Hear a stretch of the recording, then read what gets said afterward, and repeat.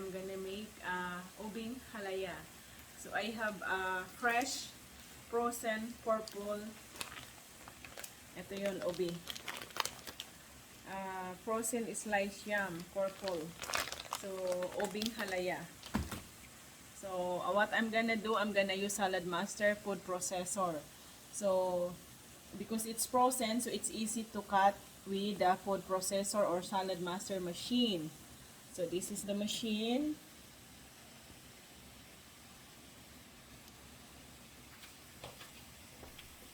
So it's all frozen. So cone number 1, I'm using Salad Master cone number 1.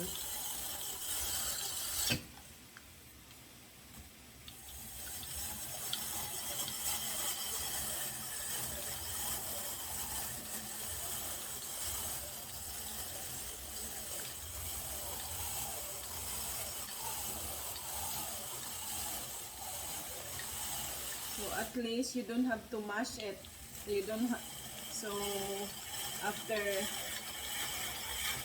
doing the shredding it, you can just cook it, add coconut milk, brown sugar, and condensed milk, and that's it.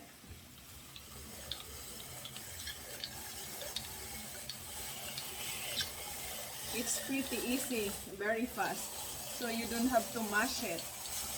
Usually so now it's finished grinding it or grating it. So add coconut milk.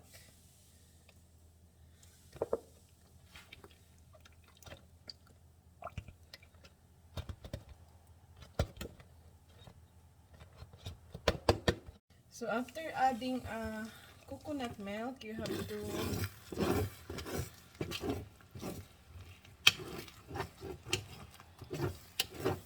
to stir it so it doesn't burn the bottom.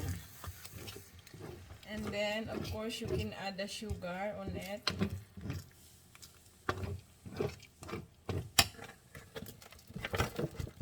So use a brown sugar.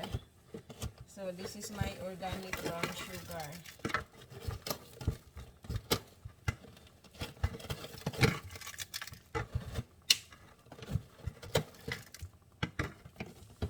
And then you have to stir.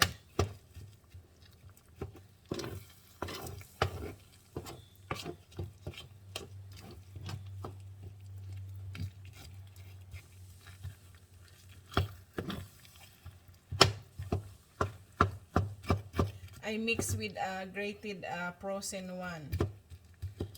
So this is the different kind of ubi or purple yam. It's the dark one. So 2 kinds of purple yam I mix together. One is dark purple yam and one is the one that I grind is lighter, light purple. You have to stir it so it doesn't burn the bottom.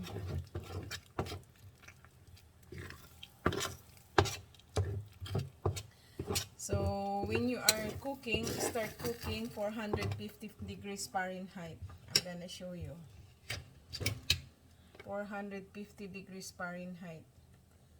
Then when it's like cooked already and you wanna be like sticky, so you have to put it down on 350 degrees Fahrenheit.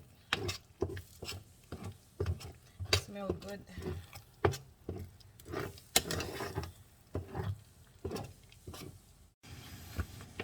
So you have to continue stirring it until it's cooked. So it's been 10 minutes already. I'm stirring it. Yeah, you have to do stirring all the time so it doesn't burn on the bottom. This is a lot of work making Ubeng Halaya for halo-halo, the dessert.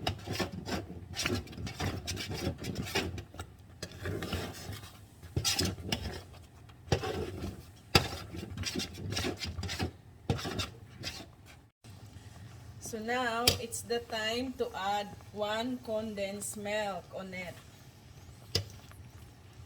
When you see it's cooked already and it's like very sticky, so it's the time to add condensed milk. Or if you want ibap, you can add ibap and then more sugar. I didn't put a lot of sugar because I'm gonna add the condensed milk.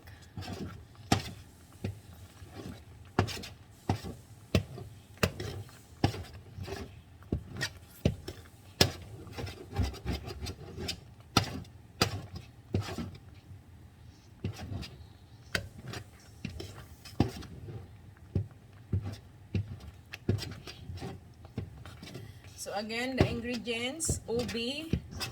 For the ubeng halaya, the main ingredients is ubi or purple yam, condensed milk, and coconut milk. I put a lot of coconut milk, and brown sugar. And then you have to stir it. So now it's cooked already, so I just wanna be dried. I want it's like dry, so it's easy to be like it's gonna be hard or para mabubuo siya pag lumamig. So I put in a 200 degrees Fahrenheit. So 200 degrees Fahrenheit. So I'm gonna leave it for maybe another 15 minutes. Then I'm gonna put in a bake pan.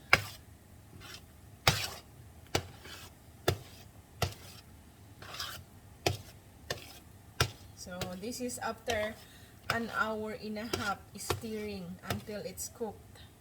Now the ubeng halaya is done. It's really dry. So as you can see now.